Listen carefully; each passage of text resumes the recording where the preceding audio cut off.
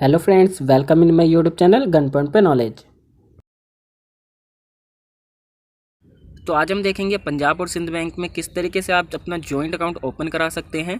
तो joint account open करने के लिए सबसे पहले जो डॉक्यूमेंट लगेंगे वो मैं आपको बता देता हूं। तो जो डॉक्यूमेंट लगेंगे, जितने भी व्यक्ति आप जॉइंट अकाउंट खोल रहे हैं उन सभी व्यक्ति की आधार कार्ड और पैन कार्ड की एक एक फ़ोटोकॉपी लगेगी और एक पासपोर्ट साइज़ फ़ोटो लगेगी।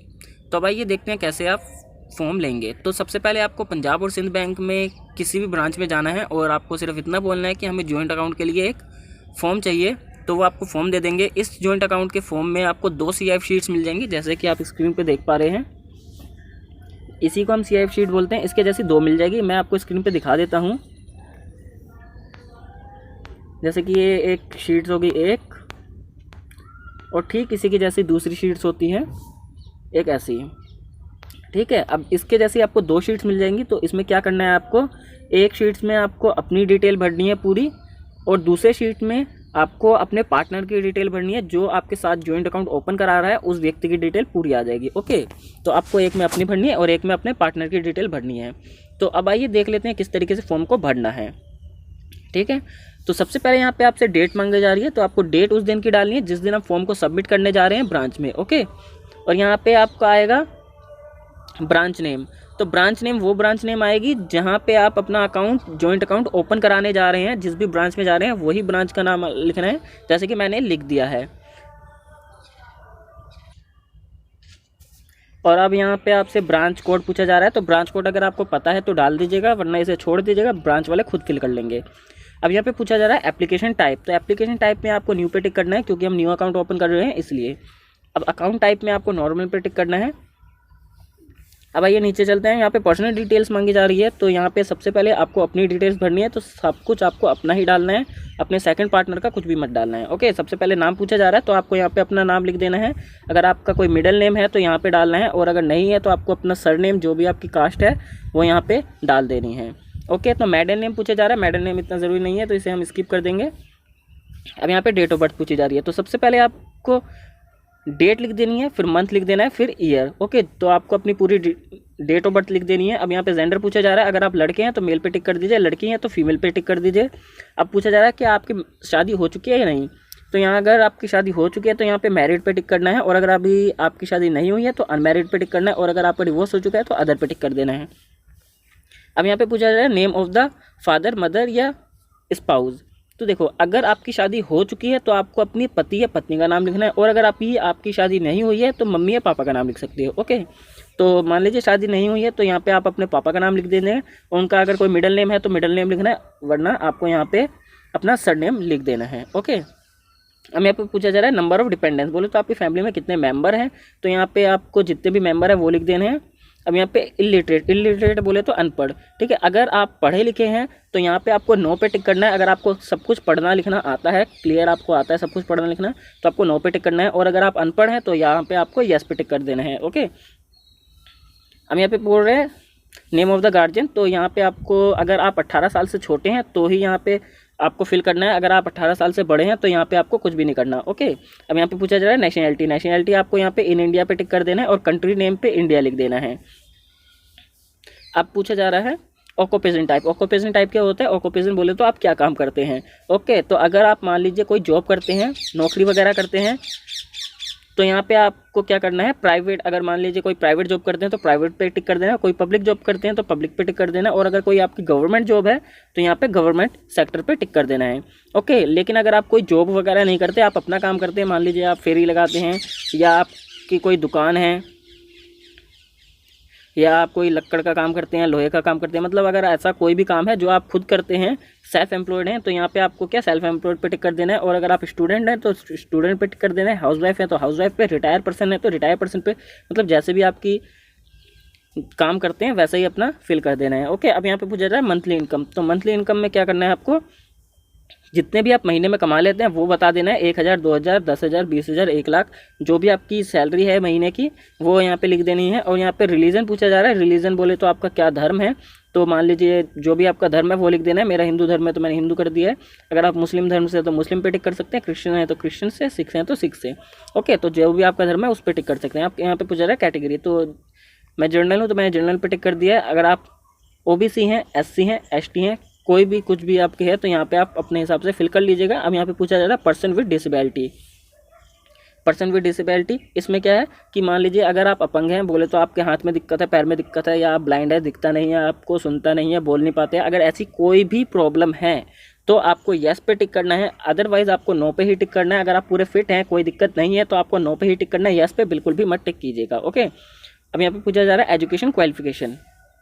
तो एजुकेशन क्वालिफिकेशन क्या होती है, तो अगर मान लीजिए आप 10th से नीचे पढ़े हैं, बोले तो 9th क्लास पास की है, 8th क्लास पास की है, 7th क्लास पास की है, 1st क्लास पास की है, मतलब अभी तक आपने 10th क्लास पास नहीं की है, तो यहाँ पे आपको क्या करना है, बिलो एसएससी करना है।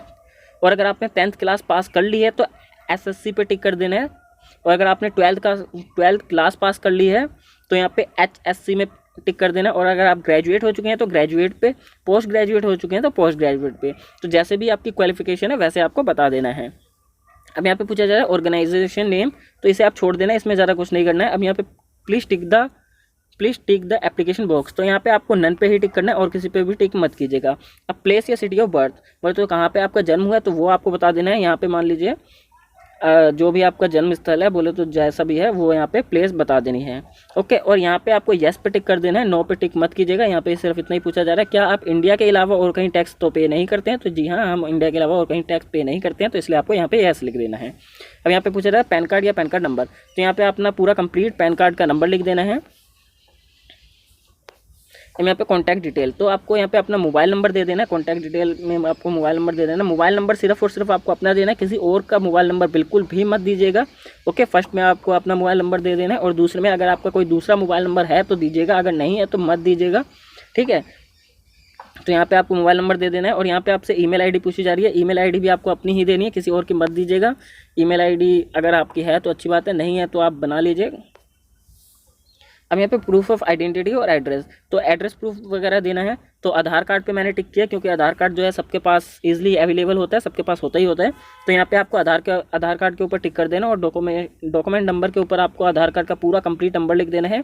और इशू डेट आधार कार्ड के ऊपर ही मिल जाएगी, आपकी इशू डेट कब होती है, कब आधार कार्ड आपका बना था, तो वो यहाँ पे आधार कार्ड वो इशू डेट यहाँ पे लिख देनी है।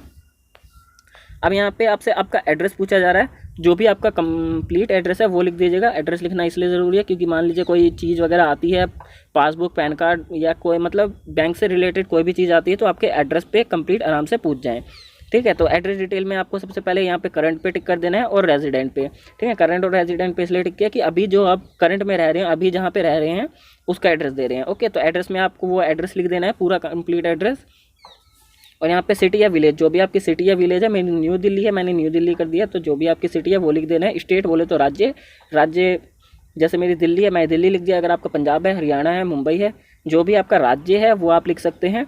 यहाँ पे पिन कोड में आपको अपना कंप्लीट पिन कोड लिखना है। डिस्ट्रिक्ट में अगर है तो लिख सकते हैं, अदरवाइज से छोड़ सकते हैं। ओके, और अगर आपका कोई दूसरा भी एड्रेस है, मान लीजिए एक घर होता है, दूसरा ऑफिस हो जाता है, या कोई दुकान हो गई, ऐसा कोई दूसरा एड्रेस है तो यहाँ पे आप फिल कर सकते हैं। अगर आपके पास कोई एक ही एड्रेस है, सिर्फ एक ही एड्रेस है, तो यहाँ पे आपको सिर्फ सेम एज करंट पे टिक कर देना है और बाकी एड्रेस छोड़ देना है। ओके, और अगर आपका कोई दूसरा एड्रेस है तो यहाँ पे करस्पॉन्डिंग के ऊपर टिक कर देना है। और जो भी एड्रेस है, मान लीजिए ऑफिस है तो ऑफिस पे टिक कर देना है, कोई बिजनेस है, दुकान वगैरह है तो दुकान पे टिक कर देना। और अगर रहने का वो है तो रेजिडेंट पे टिक कर देना। और अगर बिजनेस प्लस रेजिडेंट है तो बिजनेस प्लस रेजिडेंट के ऊपर टिक कर देना है। ओके, अगर आपके पास एक ही एड्रेस है तो सिर्फ और सिर्फ इस पर टिक कर देना है। ओके, और कुछ भी मत कीजिएगा। तो अब आइए नीचे चलते हैं। तो यहाँ पे आपको यस पे टिक कर देना है और यहाँ पे अपनी एक पासपोर्ट साइज फ़ोटो लगा देनी है। और यहाँ पे ब्लैक पेन से साइन करने हैं, ब्लू पेन से बिल्कुल मत कीजिएगा। यहाँ पे साफ साफ लिखा हुआ है कि ब्लैक इंक से ही साइन करने हैं, तो यहाँ पे सिर्फ और सिर्फ ब्लैक पेन से अपने साइन कर दीजिएगा। अब यहाँ पे पूछा जा रहा है प्लेस, तो प्लेस यहाँ पे आपको जो भी आपकी प्लेस है वो लिख देना है और डेट उस दिन की जिस दिन आप फॉर्म को सबमिट करने जा रहे हैं। ओके, तो इसके लिए इधर और कुछ नहीं करना है। अब देखिएगा ये फॉर्म 2 आ गया। ठीक है, जो हमने जैसे ऊपर जो हमने जितनी भी डिटेल भरी है, ये सारी डिटेल हमने अपनी भरी है। ओके, अब जो दूसरी डिटेल भरेंगे हम किसके भरेंगे, जो हमारा पार्टनर है जिसके साथ हम ज्वाइंट अकाउंट खुलवा रहे हैं उसकी डिटेल भरेंगे। ओके, तो इसमें हमें क्या करना है, उस पर्सन की डिटेल भरनी है जो हमारे साथ ज्वाइंट अकाउंट खुलवा रहा है। तो उम्मीद करता हूँ ये सारा की सारी डिटेल जो बिल्कुल है ऊपर जैसे हमने भरी वैसे ही भरनी है। तो आप या तो उसको फिर से चला के देख सकते हैं, इसको मैं फिर से नहीं भर रहा हूँ। ओके, सेम है जैसे वगैरह जैसे ऊपर भरा है वैसे ही है, तो इसलिए मैं पूरा नहीं भर रहा हूँ, इसे स्किप कर दे रहा हूँ।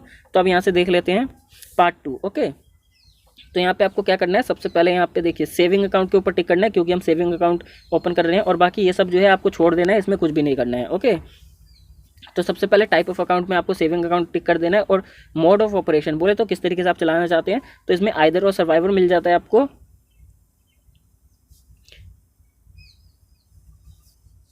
तो इसमें आपको वैसे 4 चीज़ें मिल जाती हैं, इसमें से जो मेन होती हैं वो अपना 2 ही होती है, एक आइदर और सर्वाइवर और एक जॉइंटली।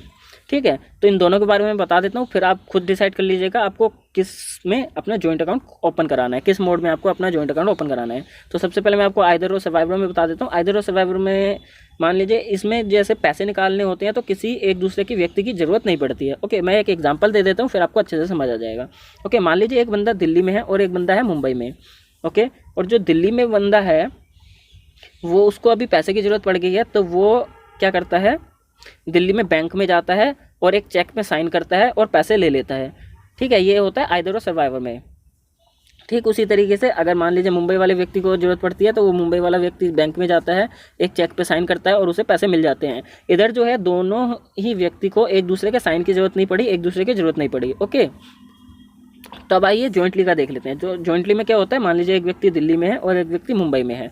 ठीक है, अब मान लीजिए दिल्ली वाले व्यक्ति को पैसे की ज़रूरत पड़ी, अब वो जाता है पैसे निकालने बैंक में, तो पैसे निकालने में वो अपने साइन करता है, तो बैंक वाले क्या करते हैं कि मना कर देते हैं, भाई आपको पैसे नहीं मिल सकते। ठीक है, इधर क्यों बोल रहे हैं, क्योंकि इधर जब तक मुंबई वाला व्यक्ति इस चेक पे साइन नहीं कर देते हैं तब तक इस दिल्ली वाले व्यक्ति को पैसे नहीं मिलेंगे। या मान लीजिए मुंबई वाले व्यक्ति को पैसे की ज़रूरत है, तो इस पे जब तक दिल्ली वाला और मुंबई वाले दोनों ही व्यक्ति की साइन नहीं हो जाते तब तक पैसे नहीं निकलेंगे। तो कहने का सीधा यही मतलब है कि भाई जब तक दोनों के साइन नहीं हो जाते या दोनों बैंक में प्रेजेंट नहीं होते तब तक उसको पैसे नहीं मिलेंगे। ठीक है, जॉइंटली में यही होता है। तो जो भी आपको सही लगे आप उस पर टिक कर सकते हैं। मेरे हिसाब से आप आइदर और सर्वाइवर पे टिक कर दीजिएगा, क्योंकि इसमें जो है आराम से दोनों ही व्यक्ति पैसे निकाल भी सकते हैं, डाल भी सकते हैं। लेकिन जॉइंटली में क्या है, डाल तो सकते हैं पैसे, लेकिन निकालने में आपको दोनों ही एप्लीकेंट या दोनों ही व्यक्ति की जरूरत पड़ेगी पैसे निकालने के लिए। दोनों ही व्यक्ति बैंक में जाएंगे या दोनों ही व्यक्ति के साइन होंगे किसी एक चेक पे, तभी वो पैसे किसी दूसरे व्यक्ति को मिलेंगे या आपके मिलेंगे। ओके, तब आइए सर्विस रिक्वायर्ड। तो क्या क्या सर्विस आपको चाहिए वो बता देनी है। तो यहाँ पे फर्स्ट एप्लीकेंट को अगर डेबिट कार्ड चाहिए तो आपको यस करना है, अगर नहीं चाहिए तो नो कर दीजिएगा। सेकंड एप्लीकेंट को अगर डेबिट कार्ड चाहिए तो यस करना है, अगर नहीं चाहिए तो नो कर देना है। ओके, अब देखिए डेबिट कार्ड दोनों व्यक्ति को तभी मिलेगा जब आप आइदर और सर्वाइवर पे टिक कर देंगे। अगर आप जॉइंटली पे टिक करेंगे तो इसमें डेबिट कार्ड नहीं मिलेगा। ओके, आइदर और सर्वाइवर पे टिक करेंगे तो ही आपको दोनों पे को डेबिट कार्ड मिलेगा। ओके, अब डेबिट कार्ड के ऊपर क्या नाम होगा ये आप बता सकते हैं इधर लिख के। ठीक है, मान लीजिए फर्स्ट एप्लीकेंट के डेबिट कार्ड के ऊपर क्या नाम होगा, यहाँ पे आपने लिख दिया रोहित शर्मा, तो वो रोहित शर्मा फर्स्ट एप्लीकेंट के मिल जाएगा। ओके, यहाँ पे उसने राजकुमार लिख दिया तो राजकुमार सेकंड एप्लीकेंट को मिल जाएगा। ओके, अब यहाँ पे पूछा जाए चेकबुक चाहिए, तो अगर आपको चाहिए तो यस करना है, अगर नहीं चाहिए तो नो कर दीजिएगा। एसएमएस अलर्ट अगर आपको चाहिए तो यस करना है, अगर नहीं चाहिए तो नो कर दीजिएगा।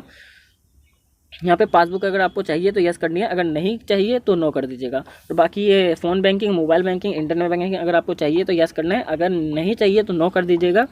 मेरे हिसाब से कुछ ये 4 ही चीज़ें टिक कर लीजिए, ज़्यादा बेटर रहेगा। ठीक है, एक तो अपना debit card, chequebook, SMS alert और पासबुक। इसमें कम से कम पैसे लगेंगे, बोले तो चार्जेस लगेंगे, और ठीक ठाक सर्विस भी आपको कंप्लीट मिल जाएगी। तब आइए नीचे चलते हैं। ये सब में आपको कुछ नहीं करना है क्योंकि वो फिक्स्ड डिपॉजिट वगैरह के लिए होता है। अब यहाँ पे पूछा जा रहा है नॉमिनी, बोले तो DA1।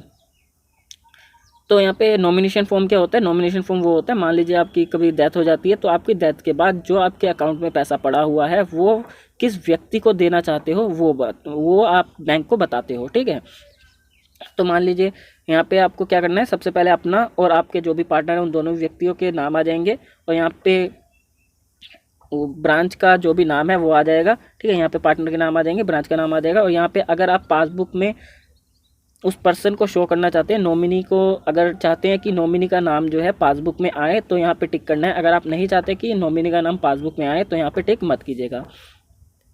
अब यहाँ पे टाइप ऑफ डिपॉजिट, यहाँ पे जो भी नॉमिनी आप बना रहे हैं तो उस व्यक्ति का क्या आ जाएगा, जो भी अकाउंट है वो बता देना है, जैसे सेविंग अकाउंट है या करेंट अकाउंट है वो आपको बता देना है, और उसी व्यक्ति का बोले तो नॉमिनी का यहाँ पे कंप्लीट अकाउंट नंबर लिख देना है। क्योंकि अभी आपको अकाउंट नंबर नहीं मिला है तो इसलिए यहाँ पे क्या करना है, आपको सिर्फ और सिर्फ नॉमिनी का अकाउंट नंबर लिखना है। अब यहाँ पे डिटेल ऑफ नॉमिनी पूछी जा रही है, तो नेम में आपको नॉमिनी का नाम लिख देना है। फिर नीचे मोबाइल नंबर पूछा जा रहा है, तो यहाँ पे डिटेल में मोबाइल नंबर पे आपको नॉमिनी का मोबाइल नंबर लिख देना है। रिलेशनशिप विद डिपॉजिटर, बोले तो डिपॉजिटर के साथ क्या रिलेशन है, तो मैं सिस्टर लिखा है, तो जो भी अगर आपका रिलेशन है वो रिलेशन लिख देना है आपको, ठीक है। नॉमिनी के साथ आपका क्या रिलेशन है, एज क्या है वो एज बता देनी है। और गाइज एक और बात, अगर नॉमिनी आपका 18 साल से छोटा है तो आपको दिक्कत होगी, तो मैं यही आपको सजेस्ट करूंगा कि आपका नॉमिनी जो है कम से कम 18 साल से बड़ा होना चाहिए, अडल्ट होना चाहिए, मैच्योर होना चाहिए। और एक और बात गाइज, अगर मान लीजिए आप या आपका पार्टनर दोनों में से कोई भी एक ऐसा व्यक्ति है जो इसको पढ़ना लिखना नहीं आता है, बोले तो वो अंगूठा लगाता है, तो आपको यहाँ पे 2 विटनेस की ज़रूरत अलग से पड़ेगी। और अगर आप दोनों ही विटनेस मतलब दोनों ही एप्लीकेंट पढ़े लिखे हैं तो आपको विटनेस की ज़रूरत नहीं पड़ेगी, ओके, अगर साइन करते हैं। अगर मान लीजिए कोई एक बंदा अंगूठा लगाता है तो आपको क्या करना है, सिग्नेचर ऑफ विटनेस, तो यहाँ पे विटनेस का नाम लिख देना है, विटनेस का एड्रेस लिख देना है, विटनेस का सिग्नेचर कर देना है। ठीक इसी तरीके से सेकंड विटनेस के साथ करना है, विटनेस का नाम लिख देना है, विटनेस का एड्रेस लिख देना है, विटनेस के सिग्नेचर करवा देने हैं, ठीक है। तो गाइस इसी नहीं, यहाँ पे आपको डेट लिख देनी है, यहाँ पे डेट लिख देनी है, और यहाँ पे सॉरी यहाँ पे प्लेस, जिस भी प्लेस में आप रहते हैं वो प्लेस लिख देना, और डेट लिख देनी है जिस भी डेट को आप फॉर्म को सबमिट करने जा रहे हैं, ओके। तो गाइस इसके नीचे आपके लिए कुछ भी नहीं है। तो इसी के साथ आपका जो फॉर्म है पूरी तरीके से कंप्लीट हो जाता है। उम्मीद करता हूँ आपको पता चल गया होगा पंजाब और सिंध बैंक में जॉइंट अकाउंट किस तरीके से ओपन कराना है। और अगर आपको वीडियो अच्छी लगे तो लाइक एंड सब्सक्राइब कर दें। मिलते हैं अपने नेक्स्ट वीडियो में, तब तक के लिए शुक्रिया एंड थैंक यू।